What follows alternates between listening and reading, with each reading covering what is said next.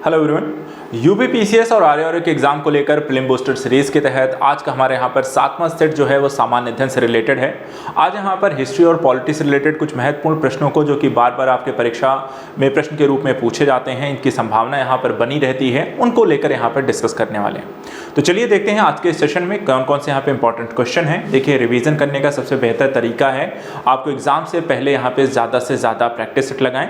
तो चलिए इसी कड़ी में आज के हमारे पहला क्वेश्चन यहाँ पे क्या है। देखिए, यहाँ पे क्वेश्चन है सहायक संधि प्रणाली को लेकर के संबंध बताइए। यहाँ पे सहायक संधि प्रणाली के संबंध में निम्नलिखित कथनों पर विचार कीजिए। पहला है, देसी शासक को अपने राज्य की सुरक्षा के लिए एक अंग्रेजी सेना रखना पड़ता था जिसका खर्च कंपनी वहन करती थी।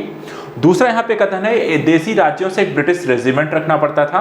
और तीसरा है कि देसी राज्य अपनी सुरक्षा के लिए पूरी तरह से कंपनी पर निर्भर थे।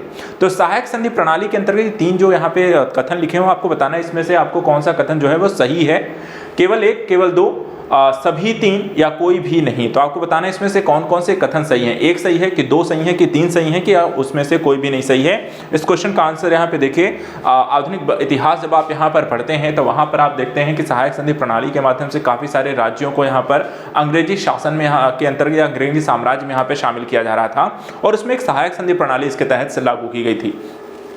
तो संदर्भ में अगर देखा जाए इस क्वेश्चन का यहाँ पे आंसर है बी। ठीक है, कैसे है इसके बारे में थोड़ा सा रिवीजन भी करते चलेंगे हम क्वेश्चन के साथ साथ। देखिए, यहाँ पे जो प्रक्रिया थी उसको थोड़ा समझने का प्रयास करते हैं। सहायक संधि प्रणाली जो थी ये ब्रिटिश ईस्ट इंडिया कंपनी और भारतीय रियासतों के बीच होती थी। देखा जाए तो लॉर्ड वेलेजली जो थे 1798 से 1805 के बीच यहाँ पर इस तरह की सहायक संधि प्रणाली लेकर आते हैं। ये तथ्य ध्यान रखिएगा, इसको लेकर एग्जाम में क्वेश्चन पूछा भी गया है, सहायक संधि प्रणाली किसकी यहाँ पर देन है। तो लॉर्ड वेलेजली यहाँ पर आप देख सकते हैं। इस संधि के तहत भारतीय शासकों को ब्रिटिश ईस्ट इंडिया कंपनी की इच्छाओं के अधीन यहाँ पर बनाया जाता था और सहायक संधि पर हस्ताक्षर करने के बाद जो भारतीय राज्य होते थे उन्हें अपनी जो संप्रभुता होती थी वो अंग्रेजों को सौंप देनी पड़ती थी। एक तरीके से वहां पर अंग्रेजों पर यहाँ पर आश्रित हो जाते थे। अंग्रेजी शासन के अधीन जो भी निर्देशन या बताया जाता था वही वो कर सकते थे, अपने स्तर पर कोई डिसीजन मेकिंग एक तरीके से उनकी नहीं होती थी। शर्तें कैसी रखी जाती थी जिसके तहत यहाँ पे एक अंग्रेजी साम्राज्य ही उसे एक तरीके से मान लिया जाए। देखिए, युद्धों में शामिल होने या संधियों में शामिल होने की उम्मीद नहीं की जाती थी। सबसे पहली चीज कि यहाँ पर राज्यों को इस तरह की कोई भी अनुमति यहाँ पे नहीं थी। वहां पे जो भी निर्णय लेना होता था अंग्रेजी सरकार लेगी। अपने दल को बनाए रखने के लिए सब्सिडी का यहाँ पर भुगतान जो करना होता था वो राजाओं करना होगा। सेना जो होगी वो अंग्रेजी यहाँ पर रखी जाएगी, लेकिन उसकी जो खर्चे यहाँ पर उठाने होंगे वो किसको रखने होंगे, यहाँ पर एक तरीके से अंग्रेजी भारतीय यहाँ पे जो शासक होंगे। इसके अलावा रेजिडेंट को देसी शासकों के दरबार में ही रखा जाएगा।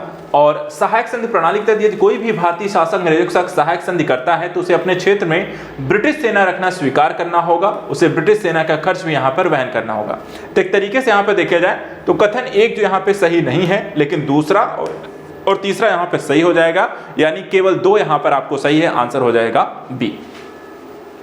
दूसरा क्वेश्चन यहाँ पे देखते हैं, भारत में हस्तशिल्प पतन के कारणों से संबंधित निम्नलिखित कथनों पर विचार कीजिए। पहला है देसी रजवाड़ों का पतन होना, दूसरा है इंग्लैंड में भारतीय सामानों पर अत्यधिक कर होना और तीसरा है 1813 के चार्टर से मुक्त व्यापार की शुरुआत करना। उपर्युक्त में से कितने कथन यहाँ पे सही हैं? पहला है केवल एक सही है, बी केवल दो सही है, सी सभी तीन सही हैं या डी कोई भी यहाँ पर नहीं सही है।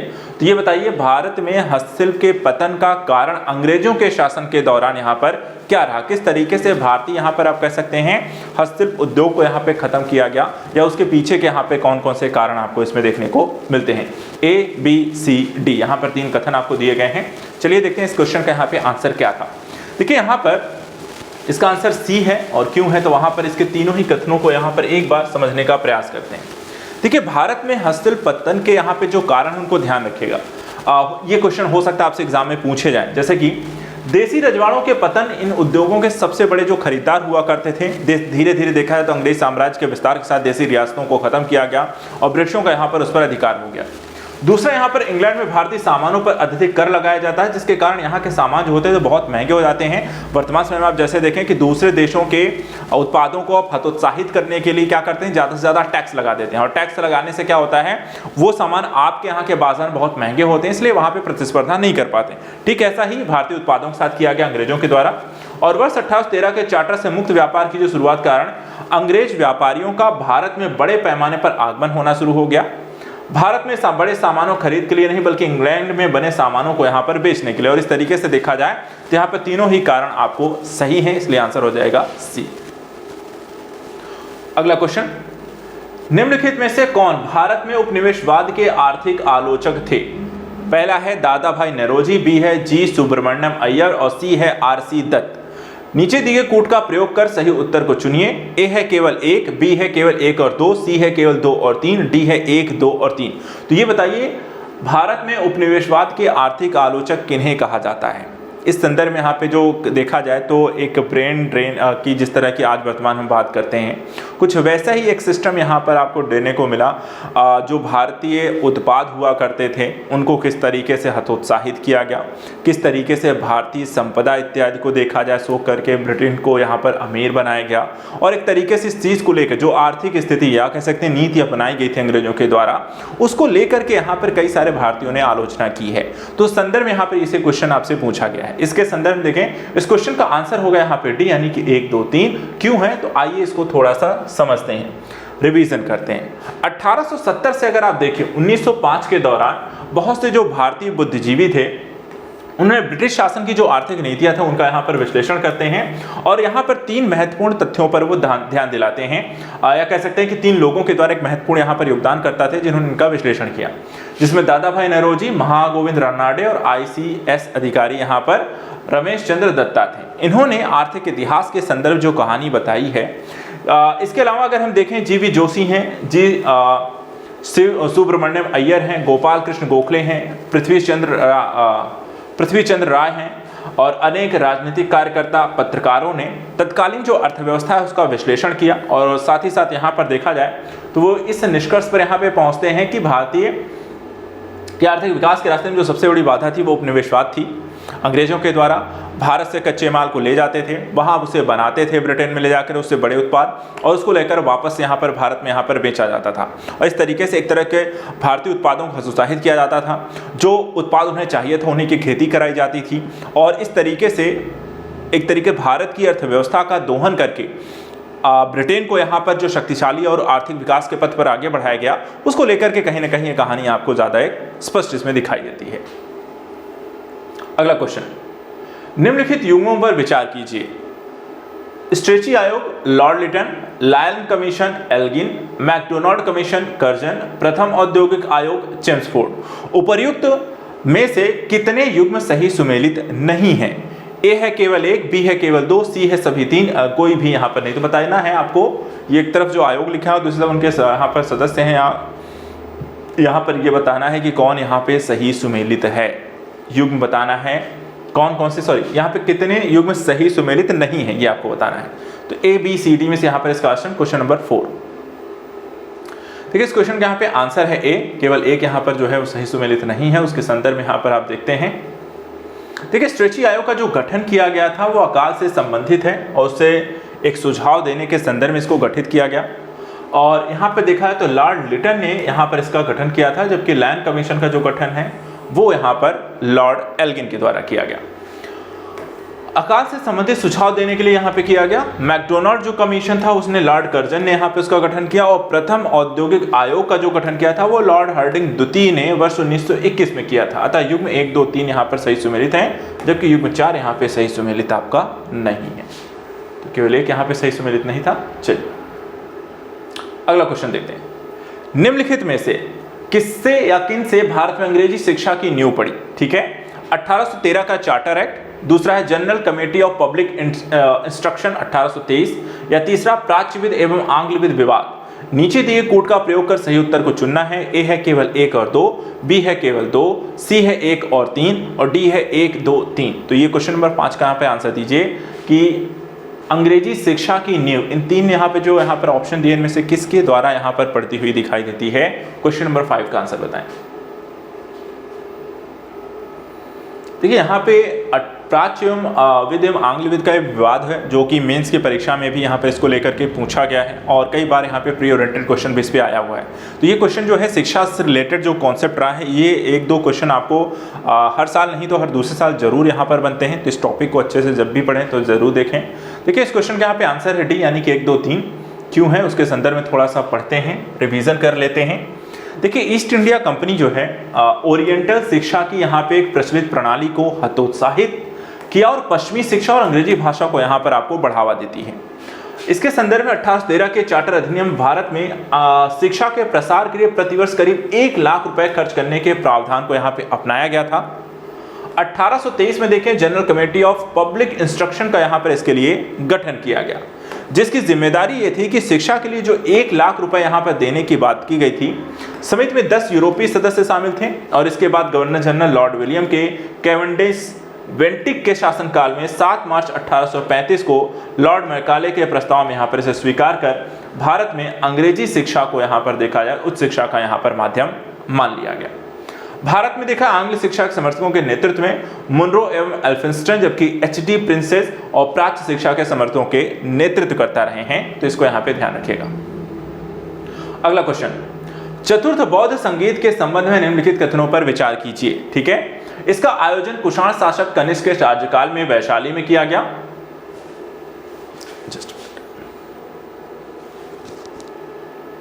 ठीक है, चतुर्थ बौद्ध संगीत के संबंध में लिखित कथनों पर विचार कीजिए। इसका आयोजन कुषाण शासक कनिष्क के शासनकाल में वैशाली में किया गया था। दूसरा है, इसकी अध्यक्षता वसुमित्र ने की थी तथा अश्वघोष इसके उपाध्यक्ष बने थे। तीसरा, इसी समय बौद्ध धर्म की हीनयान एवं महायान शाखा 2 संप्रदायों में यहाँ पे एक तरीके से जो है बौद्ध धर्म वो विभाजित हो गया। उपर्युक्त में से कितने कथन सही हैं? केवल 1, केवल 2, सभी 3 या इनमें से कोई नहीं।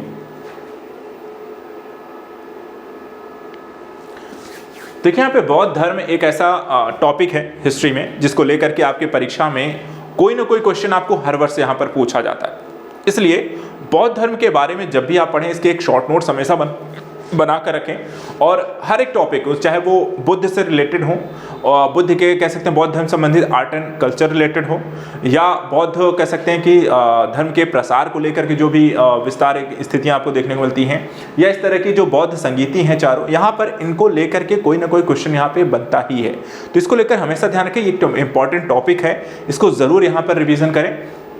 चलिए देखते हैं इस क्वेश्चन का आंसर क्या है। बी यानी कि केवल 2 यहाँ पर है, क्यों है उसको देख लेते हैं, एक बार रिवीजन करते चलते हैं।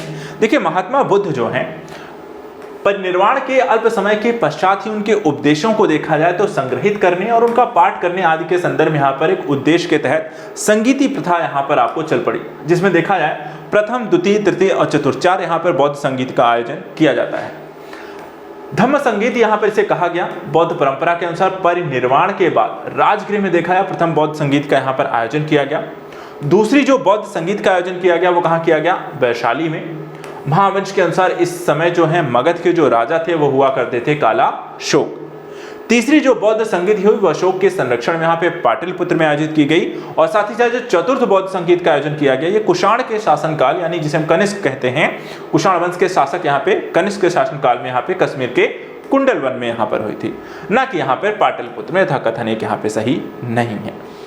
बाकी जो अन्य कथन यहाँ पर हैं, चतुर्थ बौद्ध संगीत की जो अध्यक्षता यहाँ पर की थी वो किसके द्वारा की गई थी? देखिए वसुमित्र के द्वारा की गई और इसके जो उपाध्यक्ष थे वो थे अश्वघोष। इस सभा में देखा जाए तो महासांघिक जो थे उनका यहाँ पे वर्चस्व था और बौद्ध ग्रंथों के कठिन अंशों पर यहाँ पे सम्यक विचार इसके लिए प्रस्तुत किए गए थे। साथ ही प्रत्येक पिटक पर यहाँ पे भाष्य से लिखकर उन्हें विभाषा शास्त्र नामक यहाँ पे टीकाओं में संकलित किया गया और इसी समय बौद्ध धर्म जो है हीनयान और महायान नामक 2 स्पष्ट संप्रदायों में भी विभक्त हो गया। अतः कथन 2 और 3 यहाँ पर आपको सही हैं। तो बौद्ध संगीत को लेकर के देखा है आपके एग्जाम में लगातार आपको प्रश्न यहाँ पर पूछ आते हैं, इनको भी हमें यहाँ पर ध्यान रखना है। अगला क्वेश्चन,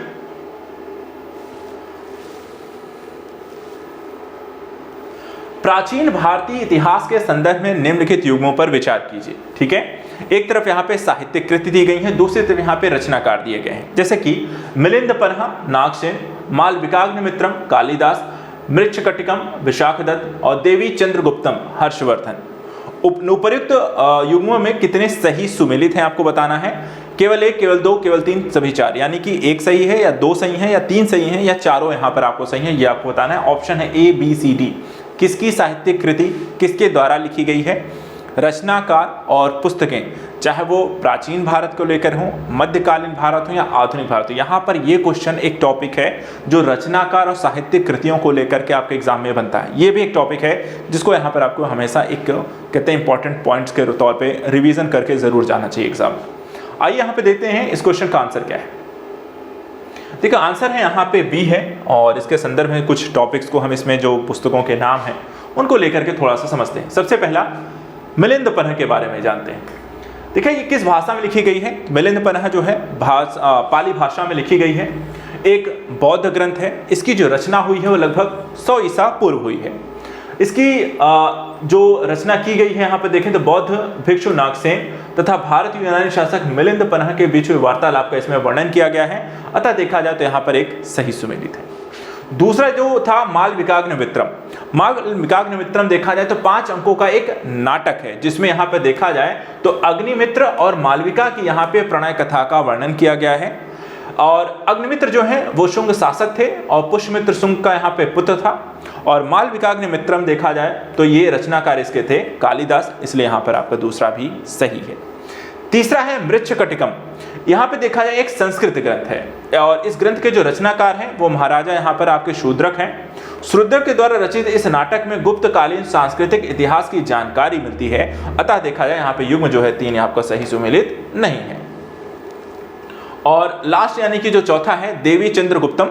इसके नाटक रचनाकार विशाखदत्त हैं, और एक ऐतिहासिक ये नाटक है जिसमें यहाँ पर चंद्रगुप्त के दुश्मनों के खिलाफ चाणक्य की चतुराई का यहाँ पर वर्णन किया गया है, अतः यहाँ पर युग में आपका 4 भी सही सुमेलित नहीं है। तो पहला दूसरा सही है, तीसरा चौथा यहाँ पे गलत है, इसलिए यहाँ पर आपका आंसर हो गया बी, केवल 2 सही है। अगला क्वेश्चन, निम्नलिखित कथनों पर विचार कीजिए। पहला है शुंग वंश के अंतिम शासक देवभूत की हत्या करके उसके मंत्री वसुदेव ने कर्ण वंश की यहाँ पर स्थापना की। दूसरा है कर्ण वंश के अंतिम शासक सुशर्मन की हत्या सिमुक की ओर से की गई और एक नवीन ब्राह्मण वंश आंध्र सातवाहन की यहाँ पे स्थापना की गई। उपर्युक्त कथनों में से कौन सा सही है? ए है केवल 1, बी है केवल 2, सी है 1 और 2 दोनों, और डी कहता है कि यहाँ पर ना तो 1 और ना ही 2। क्वेश्चन नंबर यहाँ पे आपको देखें 3। इस क्वेश्चन के यहाँ पे आंसर क्या होगा ये बताना है आपको। शुंग वंश कर्ण वंश को लेकर के यहाँ पे जो कथन दिए गए हैं, क्या दोनों ही यहाँ पर सही हैं या इनमें से एक गलत है या दोनों ही गलत है? देखिए यहाँ पे जब आप शुंग और कर्ण वंश को यहाँ पर पढ़ते हैं तो इसका देखिए जाए तो दोनों ही कथन यहाँ पर आपको सही मिलते हैं। रीज़न यहाँ पर जो स्पष्टीकरण इसमें देखने को मिलता है, दोनों जो कथन है वो अपने आप में सही है, तो आपको स्पष्टीकरण देखने की वैसे ज़रूरत नहीं है, लेकिन फिर भी देखिए शुंग वंश की जो स्थापना हुई थी वो पुष्यमित्र शुंग ने की थी, और शुंग वंश के जो अंतिम शासक हुए थे वो थे उनकी देवभूति, और इनकी हत्या यहाँ पर देखा जाए तो उनके मंत्री यहाँ पर वसुदेव के द्वारा की गई। 75 ईसा पूर्व में देखा जाए तो कर्ण वंश की यहाँ पर स्थापना की, और कर्ण वंश देखा जाए तो कैसा वंश था? एक ब्राह्मण वंश था। इसमें केवल 4 शासक हुए, वसुदेव, भूमिमित्र, नारायण और सुशर्मन। शुंग वंश के देखा है अंतिम जो शासक थे वो आपके सुशर्मन की यहाँ पे हत्या 30 ईसा पूर्व में सिमुक ने की, और एक नवीन ब्राह्मण वंश आंध्र सातवाहन वंश की यहाँ पर स्थापना की गई, अतः देखा जाए तो कथन 1 और 2 यहाँ पर दोनों ही अपने आप में सही है। अगला क्वेश्चन देखते हैं। जैन साहित्यिक स्रोतों के संबंध में निम्नलिखित कथनों पर विचार कीजिए। पहला, जैन ग्रंथों की रचना प्राकृत भाषा में हुई है। दूसरा, जैन साहित्यिक स्रोतों को ईसा की 7वीं सदी में वल्लभी में यहाँ पे संकलित किया गया था। और तीसरा, जैन ग्रंथों में व्यापार और व्यापारियों के उल्लेख यहाँ पर बार बार मिलते हैं। तो प्रयुक्त में से कितने कथन यहाँ पे सही हैं? केवल 1 सही है, केवल 2 सही है, सभी 3 सही हैं, एक में से कोई भी सही नहीं है। तो ये बताइए क्वेश्चन नंबर 4 का यहाँ पे आंसर क्या होगा। बौद्ध धर्म के साथ साथ जो अगला एक जो धर्म यहाँ पर जो है जिसको लेकर के यहाँ पे सीधा क्वेश्चन बनता है वो है जैन धर्म। ठीक है, तो बौद्ध और जैन धर्म ये दोनों ही टॉपिक को आप हमेशा अच्छे से रिवीजन करके जाइए।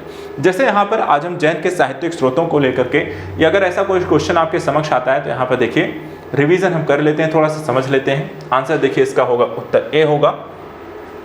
देखिए बौद्ध ग्रंथ के साथ साथ अब जैन ग्रंथ एक महत्वपूर्ण साहित्यिक स्रोत रहे हैं, और प्राकृत भाषा में देखा जाए तो इनकी यहाँ पे रचना हुई है, अतः कथन 1 आपका सही है।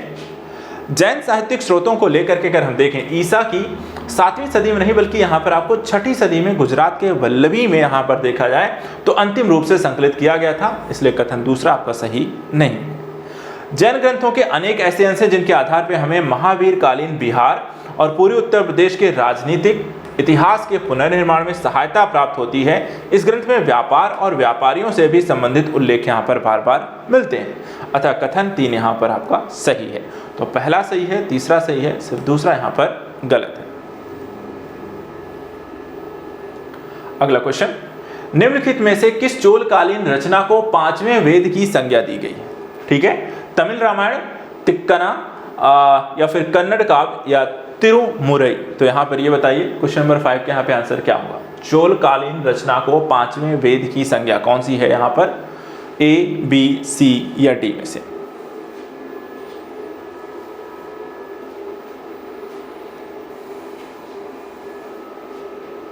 चलिए इसका उत्तर देखते हैं। देखिए आंसर यहाँ पर तिरुमुरई होगा। यहाँ पर उत्तर ए दे दिया गया है, उत्तर होगा यहाँ पे डी। ठीक है, देखिए चोलकालीन एक रचना है जिसको हम तिरुमुरई के नाम से जानते हैं और इसे ही यहाँ पर 5वें वेद की आपको संज्ञा दी गई है। तिरुमुरई के बारे में यहाँ पे देखिए 12वीं सदी के आरंभ में यहाँ पे इसे संकलित किया गया था और इसे अलवार तथा नैनार संतों के द्वारा रचित एक पवित्र ग्रंथ की श्रेणी में यहाँ पर आपको सूचीबद्ध किया गया। ठीक है, तो ये हो गए हमारे यहाँ पर आज के इतिहास से संबंधित क्वेश्चन। आइए अब यहाँ पर हम कुछ यहाँ पे पॉलिटी के क्वेश्चन को भी आज के सेशन में लेकर चलते हैं। ठीक है, पहला क्वेश्चन, भारतीय संविधान के संदर्भ में निम्नलिखित कथनों पर विचार कीजिए। पहला कथन है 42वें संशोधन अधिनियम के माध्यम से प्रस्तावना में पंथ निरपेक्ष, समाजवादी और बंधुत्व जोड़ा गया। दूसरा, स्वतंत्रता, समानता और भाईचारा आयरलैंड के संविधान से लिया गया है। तीसरा, संविधान दिवस पहली बार 26 नवंबर 2014 को यहाँ पर मनाया गया। उपर्युक्त कथनों में से कितने यहाँ पे सही हैं? केवल एक, केवल दो, सभी तीन या कोई भी नहीं? इस क्वेश्चन के यहाँ पे आंसर दीजिए। पॉलिटी से संबंधित है, हमने कहा था हिस्ट्री और पॉलिटी के क्वेश्चन को हम आज के सेशन में रिवीजन करने वाले हैं। तो हिस्ट्री क्वेश्चन हमने देख लिया, पॉलिटी को लेकर आते हैं। यहाँ पे देखिए 42वें संविधान संशोधन एक इंपॉर्टेंट टॉपिक है। जब भी देखिए मैं यहाँ पर वैसे ही क्वेश्चन या टॉपिक ले रहे हैं जो कि इंपॉर्टेंट है, आपको रिवीजन करके जाना चाहिए, जहाँ से क्वेश्चन आने की संभावना लगातार बनी रहती है। तो पॉलिटी में अगर हम देखें तो संविधान संशोधन में अगर सबसे ज्यादा जो क्वेश्चन अगर आपको बनते हैं तो 42वें संविधान संशोधन को लेकर के, और इसे यहाँ पर आप जरूर से देख कर जाएं। चलिए आइए बात करते हैं, यहाँ पर उत्तर देखें, इसका आंसर होगा डी। क्यों नहीं, क्यों होगा उसके संदर्भ में यहाँ पर थोड़ा सा रिवीजन कर लेते हैं। देखिए यहाँ पे भारत के संविधान की जो प्रस्तावना है 42वें संविधान संशोधन अधिनियम के माध्यम से 1976 के तहत इसमें पंथ निरपेक्ष, समाजवादी और अखंडता शब्द को जोड़ा गया था, ना कि यहाँ पे बंधुत्व को, इसलिए खंड एक यहाँ पे सही नहीं। प्रस्तावना में स्वतंत्रता, समानता और बंधुत्व के आदर्श के फ्रांसीसी क्रांति 1789-1799 के लिए लिए गए थे, ना कि आयरलैंड से, इसलिए कथन 2 भी सही नहीं है। भारत सरकार ने 19 नवंबर 2015 से 26 नवंबर के संविधान दिवस के रूप में मनाने का फैसला लिया। 26 नवंबर 2015 को यहाँ पहली बार संविधान दिवस मनाया गया था और तब से प्रत्येक 26 नवंबर को संविधान दिवस यहाँ पे मनाया जाता है था। कथन 3 भी यहाँ पर आपको सही नहीं। अगला क्वेश्चन,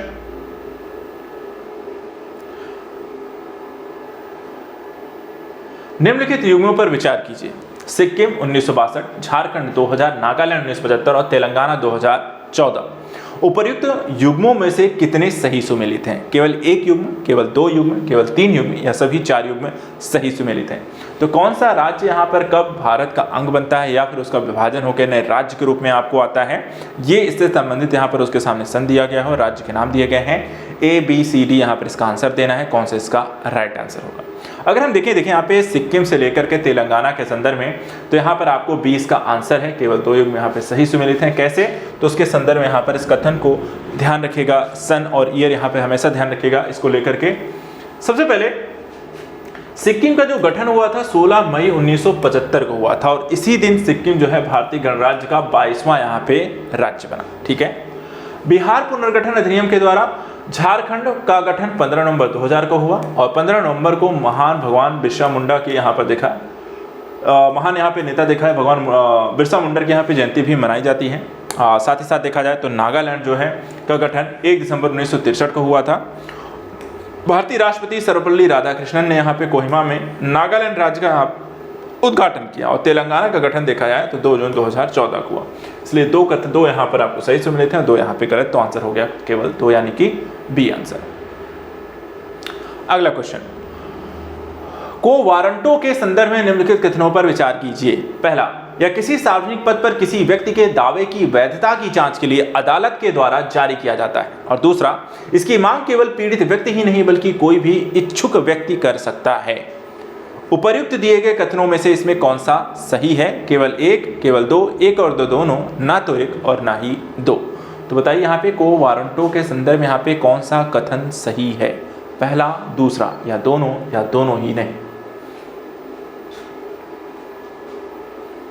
चलिए देखते हैं इस क्वेश्चन का यहाँ पे आंसर। देखिए होगा आंसर है सी। क्यों है? तो यहाँ पे देखिए शाब्दिक अर्थ में अगर हम को वारंटो को समझने का अगर प्रयास करें तो इसका मतलब होता है किस प्राधिकार या वारंट द्वारा। ठीक है, इसमें होता क्या है? या किसी सार्वजनिक पद पर किसी व्यक्ति के दावे की वैधता की जांच के लिए यहां पर देखा जाए तो अदालत के द्वारा जारी किया जाता है। इसलिए किसी व्यक्ति के द्वारा सार्वजनिक पद पर अवैध कब्जा करने से यहां पर आपको रोकता है। अतः कथन एक यहां पर देखा जाए तो आपको सही है। दूसरा, रिट देखा जाए तो केवल किसी कानून या संविधान के द्वारा बनाए गए अस्थायी चरित्र के वास्तविक सार्वजनिक कार्यालय के मामले में ही जारी किया जा सकता है। इसे मंत्री कार्यालय, निजी कार्यालय के मामलों में यहाँ पे जारी नहीं किया जा सकता। अन्य 4 रिटों के विपरीत इसकी मांग केवल पीड़ित पक्ष ही नहीं बल्कि कोई भी इच्छुक व्यक्ति यहाँ पर कर सकता है। अतः कथन 2 भी देखा जाए तो आपका सही है। अगला क्वेश्चन, निम्नलिखित युग्मों पर विचार कीजिए। पहला है बी.आर. अम्बेडकर प्रारूप समिति के अध्यक्ष, मोतीलाल नेहरू संविधान सभा के अध्यक्ष, राजेंद्र प्रसाद संविधान सभा के सदस्य। उपर्युक्त में से कितने युग्म यहाँ पे सही सुमेलित हैं? ए है केवल 1, बी है केवल 2, सी है केवल 3 और डी है यहाँ पे सभी 4। तो इस क्वेश्चन का यहाँ पे आंसर क्या होगा? जल्दी से बताएं। निम्नलिखित युग्मों पर विचार करना है आपको। 3 यहाँ पर नाम है, 3 यहाँ पर देखा समितियां हैं, उनके अध्यक्ष सदस्यों के संदर्भ में उनके नाम यहाँ पे क्या सही हैं? तो देखिए यहाँ पे इस क्वेश्चन का आंसर है ए। भारतीय संविधान के निर्माण की अगर हम कहानी को देखते हैं, किस तरीके से एक ऐतिहासिक घटना का यहाँ पर गठन हुआ था, उस दौरान यहाँ पर किस तरीके से कार्य किए गए और किन किन महत्वपूर्ण व्यक्तियों के द्वारा योगदान दिया गया, इसमें देखा जाए तो भारतीय संविधान के निर्माण के दौरान बी.आर. अम्बेडकर जो है मसौदा समिति के अध्यक्ष के रूप में वो कार्य कर रहे थे। इस समिति में 7 सदस्य थे। जातिगत विभाजन और जाति पर आधारित अन्याय के खिलाफ एक सामाजिक क्रांतिकारी विचारक और वो आंदोलनकर्ता के रूप में यहाँ पर शामिल रहे। बी.आर. अम्बेडकर ने भारतीय संविधान के निर्माण के दौरान प्रारूप समिति के अध्यक्ष के रूप में भी देखा जाए तो यहाँ पर कार्य किया है।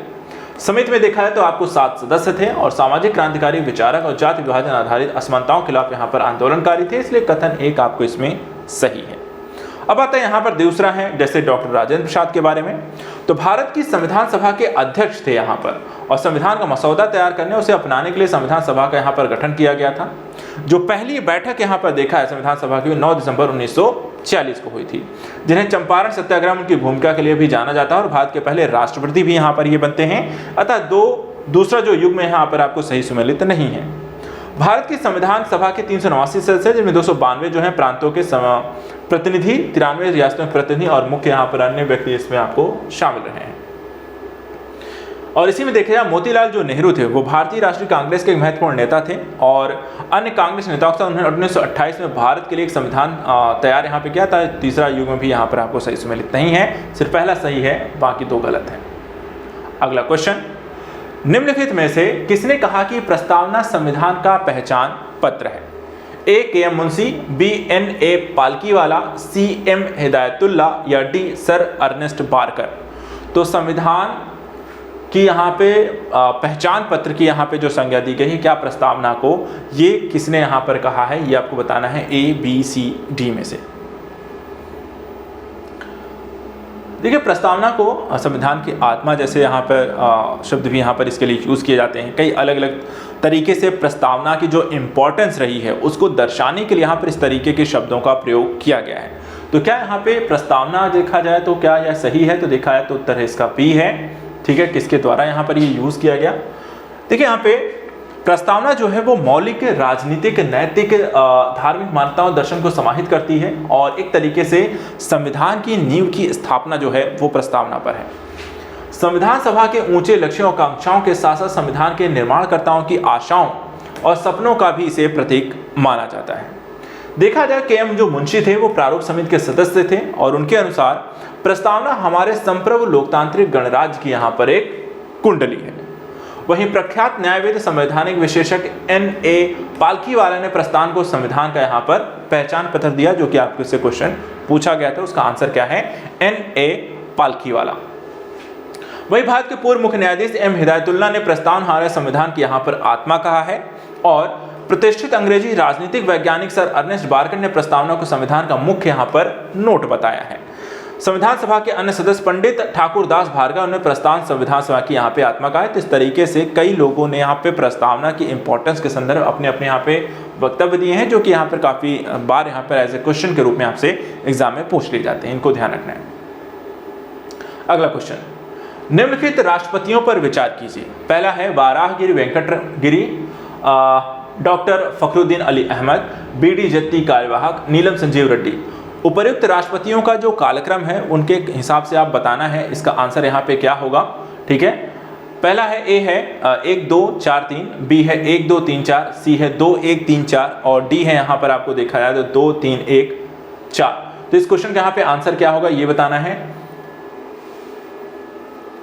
विभिन्न राष्ट्रपति से संबंधित देखिए इस तरह के क्वेश्चन आपको बनते हैं, उनके कार्यकाल को लेकर के बनते हैं, उनके किस क्रम में उनका यहाँ पर आपको देखा है तो शासन ने संभाला है या एक से ज़्यादा वर्ग संभाला है, पहली बार संभाला है। तो इस तरह के कई क्वेश्चन यहाँ पर आपको राष्ट्रपतियों के संदर्भ में पूछे जाते हैं। इसके अलावा राष्ट्रपतियों को लेकर संविधान में जो उनके पास कार्यकारी शक्तियाँ हैं या उनसे संबंधित यहाँ पे आर्टिकल हैं उनको भी लेकर आपके एग्जाम में क्वेश्चन बनते हैं। तो ये भी टॉपिक देखा जाए तो अक्सर आपसे एग्जाम में बनते हैं। आइए इस क्वेश्चन का यहाँ पे आंसर देखते हैं, बी है यानी कि 1 2 3 4। देखिए वाराहगिरी वेंकटगिरी के यहाँ पर देखा है शासनकाल 1969 से 74 में, जो सबसे पहले यहाँ पर आएंगे। उसके बाद आते हैं डॉक्टर फखरुद्दीन अली अहमद जिसका 1974 से 1970 तक, B.D. जत्ती का कार्यवाहक हैं जो 70 से 79 तक, और नीलम संजीव रेड्डी जो होते हैं 79 से यहाँ पर 34 तक यहाँ पर एक क्रम में आपको राष्ट्रपति या कार्यवाहक राष्ट्रपति के तौर पर काम करते हैं। अगला क्वेश्चन, निम्नलिखित कथनों पर विचार कीजिए। पहला है लोकसभा अध्यक्ष को संसद का संयुक्त सत्र बुलाने का अधिकार है। दूसरा, धन विधेयकों को राज्य विधानसभाओं में राज्यपाल की पूर्व सहमति के बाद ही यहाँ पे प्रस्तुत किया जा सकता है। तीसरा, किसी कानूनी मामले पर राष्ट्रपति के द्वारा सर्वोच्च न्यायालय से मांगी गई सलाह राष्ट्रपति के लिए यहाँ पे बाध्यकारी होती है।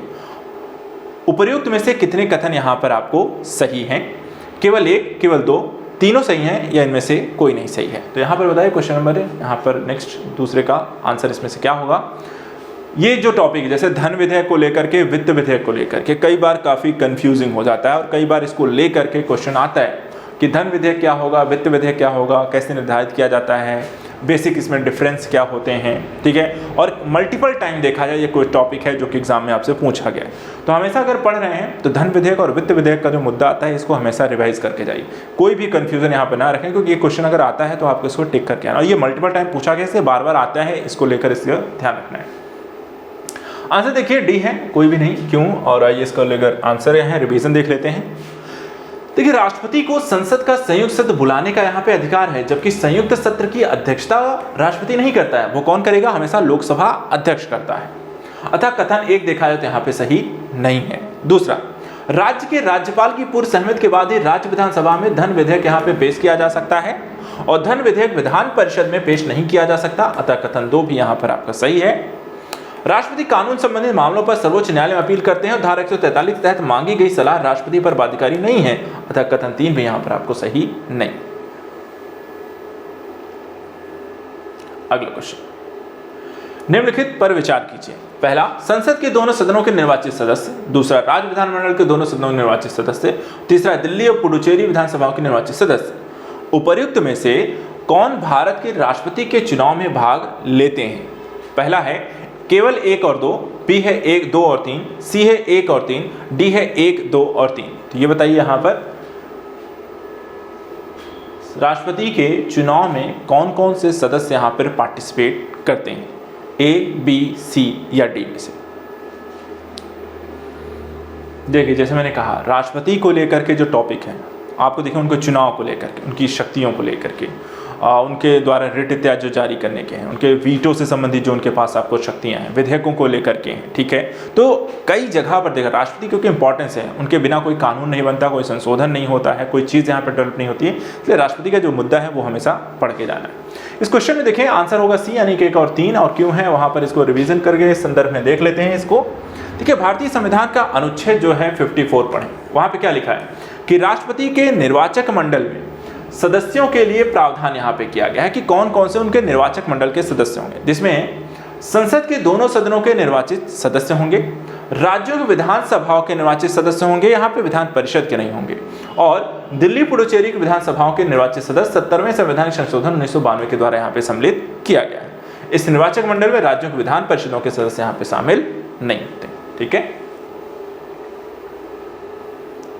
अगला क्वेश्चन, निम्नलिखित पर यहां पर विचार कीजिए। पहला है 14 वर्ष तक के बच्चों को निःशुल्क शिक्षा, दूसरा है शराबबंदी, तीसरा है गौरक्षा।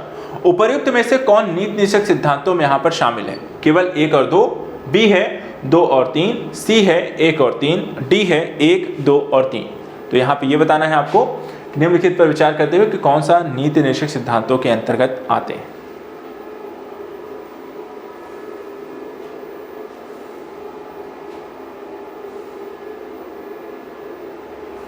चलिए यहाँ पे देखिए आंसर है इसका बी, क्यों है तो आइए देख लेते हैं। दूसरा तीसरा क्यों यहाँ पर आपका सही है। देखिए संविधान के अनुच्छेद 47 को पढ़िए, वहां पे क्या लिखा है। अनुच्छेद 47 में लिखा है कि शराबबंदी और अनुच्छेद 48 के तहत गोरक्षा राज्य के नीति निर्देशक यहाँ पे सिद्धांत है। 14 वर्ष की आयु के तक के बच्चों के मुफ्त और निर्बाध शिक्षा का जो प्रावधान वो पहले ही अनुच्छेद 45 के तहत नीति सिद्धांत के तहत था, लेकिन 86वें संवैधानिक संशोधन 2002 के तहत अब यहाँ पे अनुच्छेद 21A के तहत एक मौलिक अधिकार यहाँ पर बन गया है, और अब आर्टिकल 45 के तहत 6 साल से कम उम्र के बच्चों के लिए प्री चाइल्ड केयर और शिक्षा का यहाँ पे प्रावधान शामिल किया गया है। तो आंसर हो जाएगा आपका बी। अगला क्वेश्चन, निम्नलिखित में से किस लोकसभा में इस बात पर सहमति बनी थी कि अध्यक्ष सत्तारूढ़ दल से और उपाध्यक्ष मुख्य विपक्षी दल से यहां पर होना चाहिए? ए है 10वीं, बी है 11वां, सी है 12वीं और डी है 13वीं। तो यहां पर ये बताइए क्वेश्चन नंबर 5 पे यहां पर आंसर क्या होगा, ए, बी, सी या डी में से? लोकसभा अध्यक्ष और उपाध्यक्ष को लेकर ये जो एक सहमति बनी थी, जिसके माध्यम से वर्तमान के समय में यहाँ पर जो भी नई लोकसभा चुनाव होते हैं वहाँ पे अध्यक्ष और उपाध्यक्ष का यहाँ पे चयन होता है, उसको लेकर के इसमें से राइट आंसर क्या होगा? तो देखिए यहाँ पे आंसर है इसका बी, यानी कि 11वीं। यहाँ पे आंसर 10 है। 10वीं लोकसभा तक यहाँ पर देखा जाए अध्यक्ष और उपाध्यक्ष दोनों आमतौर पर आपको सत्तारूढ़ दल से चुने होते थे, लेकिन 11वीं जो लोकसभा के बाद आम सहमति जो रही कि अध्यक्ष के पद जो है सत्तारूढ़ दल को दिया जाएगा और उपाध्यक्ष जो है वो मुख्य विपक्षी दल को यहाँ पर दिया जाएगा। तो इस तरीके से आपको यहाँ पर आपको जो क्वेश्चन है उसका यहाँ पे आंसर हो जाएगा 11वीं, आंसर हो जाएगा बी। तो आज के सेशन में यहाँ पर इतना ही। हिंदी पॉलिटी और हिस्ट्री के यहाँ पे जो क्वेश्चन है, जो इंपॉर्टेंट टॉपिक्स हैं, उनका हमने यहाँ पे रिवीजन किया है।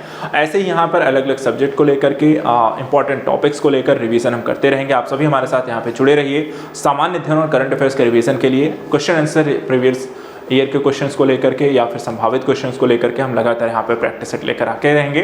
तो टेस्ट सीरीज के तहत आप यहाँ पर अपना रिवीजन करते रहें। Thank you so much and good luck.